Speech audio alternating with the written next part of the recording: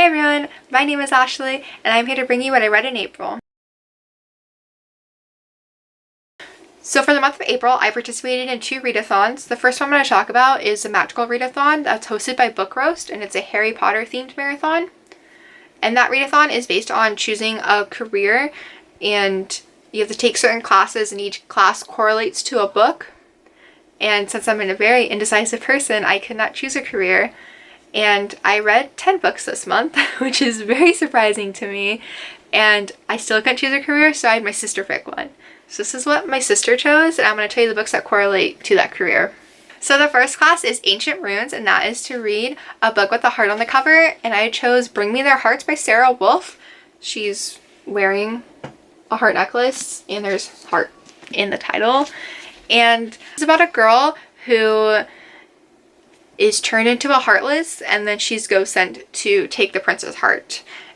And the story goes on from there. And it was really great. I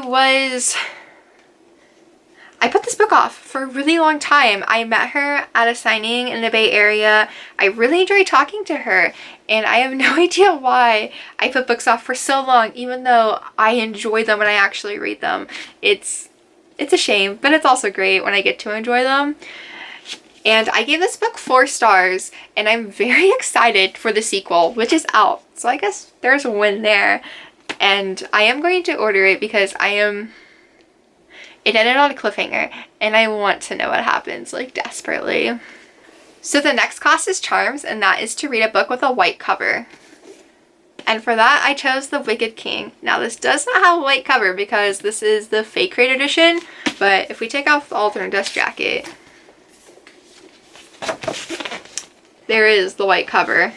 Now, this is the second book in the Folk in the Air series, and you'll see this is a theme that I push books off for a really long time and then enjoy them in the end. But I pushed this book off. I think I was waiting for like the 3rd book to come out, and I was going to binge it all.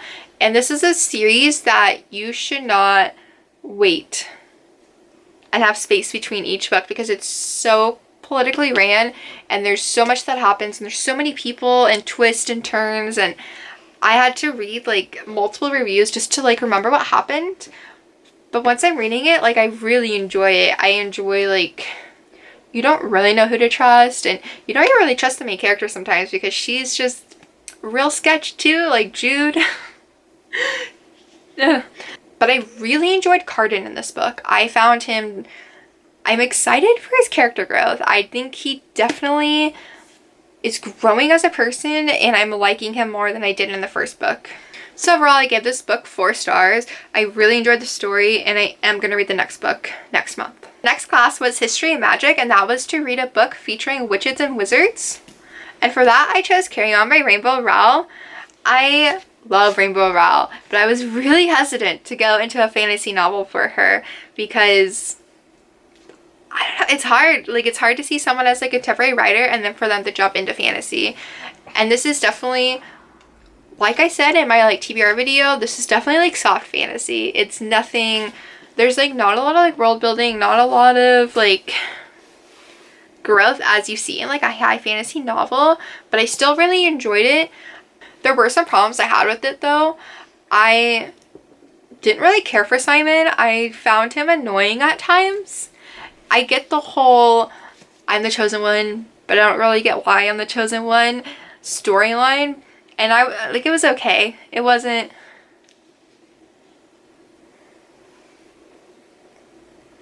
it just made me not like it when he kept questioning like why he was the chosen one. I did really like Baz. I enjoyed his character. I enjoyed like his inner dialogue. I found that really awesome. But the one thing I did not like about this book is I felt like I was jumping in mid-series. I felt like I was missing something. I get that it was a little bit towards Harry Potter, but I just felt like we needed more. Like, we were jumping in towards like the last year of school, and we're supposed to like know all these characters already. Like, we get some backstory, but like not really. Like, everyone's just sort of like a mystery still. So I enjoyed it. I gave it 3 stars just because I love Rainbow and her storytelling. But this one fell like a little short for me. But I will still be reading Wayward Son. because I like to finish series most of the time, and I didn't truly dislike this book. It just was okay for me, so it might redeem itself in the second book. The last class was Transfiguration, and that was to read a book featuring shapeshifters. And for that, I chose Crescent City. This is the UK tour edition that I ordered off Waterstones, and I'm a huge Sarah J. Maas fan. I have like shelves of her over there, and I loved ACOTAR, I love Throne of Glass, but I struggled with this. I felt the book was longer than it needed to be, and the only reason I'm giving it 4 stars is because of the last 200 pages. Like, those last 200 pages were killer and amazing and like everything I wanted out of Sara, but I just felt like the other 600 were dragged on for way too long. Also, I'm not a big fan of Hunt, and I'm really hoping I'm hoping he like goes away or doesn't end up being like the main guy. I mean, I'll probably grow to love him, but he's just not my favorite. I don't know what it is about his character. I just find him okay. Not anything spectacular. He's just decent.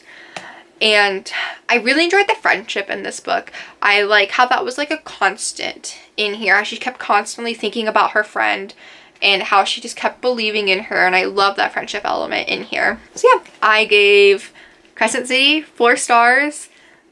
And I am actually excited for the next book. I'm excited to see where it goes, because there was so much that happened those last 200 pages that I don't know where she'll go from there. I'm not sure. Like, I don't know. I'm excited though. So those are all the classes for graphic designer. And then there were also certificates that you could take as well. And I chose 2 of them. The first one is Merpeople Linguistics. And the class you had to take was Herpology. You had to read a book that started with the letter M. For that, I chose A Madness So Discreet by Mindy McGinnis. I was truly surprised about this book. I actually almost gave it away because I thought it was going to be a tad creepy and just not really my scene, but I extremely enjoyed this book. I thought it was great. It talks about gender, like the gender struggle, like power differences, and how like women don't really have a voice and how they're not believed in certain instances. It's about a girl who's put in an insane asylum, and it's creepy at first, but then it turns into like a murder mystery, and it's great. I gave this book 4 stars. It was on audio, and it was a really great read. Alright, so the next certificate was to learn how to drive a locomotive. Also, just to remind everyone, my sister picked all these careers and certificates. So she wants me to learn how to drive a train, I guess. And for that certificate, I had to take 2 extra classes. The first class was Muggle Studies, and that was to read a contemporary. And for that, I chose The Rest of the Story by Sara Dessen. This was a difficult book for me to read. This is about a mom who dies of an addiction problem, and the girl has anxiety because of it, because this girl has anxiety and like separation issues because of her struggles growing up with a mom who's addicted. And I actually almost DNF'd this book because it was really hard in the beginning, but towards the end and the like middle end, that's not really the main focus. And it's mostly about her discovering her mom's side of the family and just discovering this whole new life. It takes place at a resort, and it's great. I gave it 3 stars just because I struggled with it in the beginning, and it was definitely hard for me. It might not be as hard for people to like read about that stuff, and I listened to it on audio. I liked it. It was an average read. Hi everyone, it's me. The next day, I had some video issues, so I have to refilm the end, but it's okay. I enjoy repeating myself. It's a joy. Alright, so we were talking about my certificate of learning how to drive a locomotive, and my last class I had to take was Defense Against the Dark Arts, and that is to read a book that takes place at the sea or on the coast. And the book I chose was The Beholder by Anna Bright. And I did give this book 4 stars. I had some issues with it, but I enjoyed it overall. This is about a girl who is next in line to rule her area, and she proposes to her best friend. She gets rejected. She's sent on a voyage to different lands to find a prince. The story has a lot of fairy tale references. It actually, like different parts of the book, I'm trying to bring it up, will have like fairy tales, just little excerpts of fairy tales mentioned, and that was great. But the first half of the book, I was trying to link the fairy tales to the story that was happening. And it's the original fairy tales, not like the Disney version of the fairy tale. And I found that took away from my reading experience just because I was so focused on trying to figure it out. So then halfway through, I said, okay, stop thinking about it and just enjoy the book for what it is. And I enjoyed it so much more. It definitely has selection vibes because she's having to choose from different men, and there's tons of drama, tons of boys, and the romance, it got better towards the end. So the issue I did have with this book was the world building. I'm really unsure on like what to even call her. Like, she's next in line, and I believe it's a country, but they mention New York. And they also mention England, but those are like the only two like real places that are mentioned. All the other ones are sort of like vague references to like other countries, and it was just really hard to follow that. So I'm hoping in the second book the world building's a little bit better and there's more like concrete understanding of like her position and the world that this is happening in. Like I said, I gave this book 4 stars. It went by really fast, read it in 2 days. Also, if you don't recognize this cover, this is the Bookish Box edition. They sent alternate dust jackets. This is the original cover. I don't find it. There it is. It's a ship because she travels on a ship. And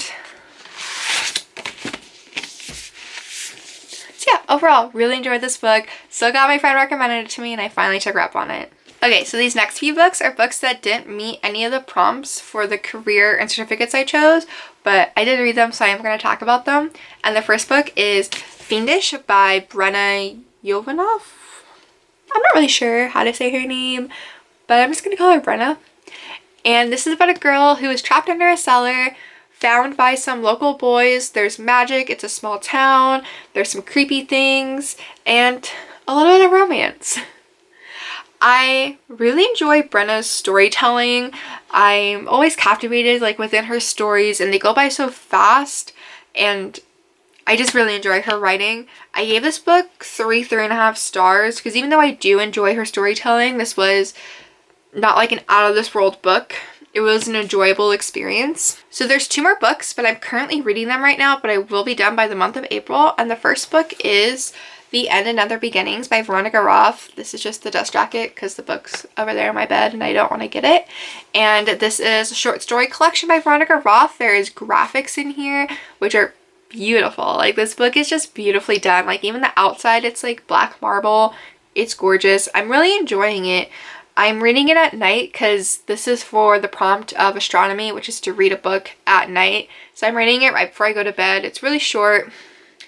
And yeah, I'm enjoying it so far. Okay, and the last book I'm currently reading is The Tea Dragon Society by Katie O'Neill. And this is about a blacksmith who finds a tea dragon, goes to return the tea dragon, finds out that taking care of tea dragons is like out of practice and not many people do it as much, so she learns the skill of it, and that's where I am so far. It's really great. I love the art, love the aesthetic, and I'm definitely enjoying this. I'm reading it just like a little bit throughout the day, not trying to read it all at once. And yeah, this was the prompt of Potions, which was to read a book under 150 pages. So here's a stack of the majority of books I've read, and it was a really successful reading month. Like, I'm just gonna put it down because it's heavy. And I'm actually really proud of myself because I have not read this many books in a really long time. I don't know if it's just because I'm home all the time and I'm reading more, or if it was because I had a readathon that I was participating. I don't do really well in week-long readathons. I do extremely well with month-long readathons, apparently. And yeah, I'm excited for next month because I've chosen to tackle some big books on my TBR. I'm participating in Tome Topple, and I'm excited to see how that turns out. Hopefully I get all the books done. Also, I participated in the Stay Home Reading Rush. I will link my wrap-up up above where I do talk about the books I did read during that readathon. So the Magical Readathon and the Stay Home Reading Rush were the 2 readathons I participated in this month, and then I will be doing Tome Topple next month. That was a lot. So anyway, thanks for watching. Let me know if you have any April favorites and if you participated in any readathons or if you're doing any readathons next month. Bye!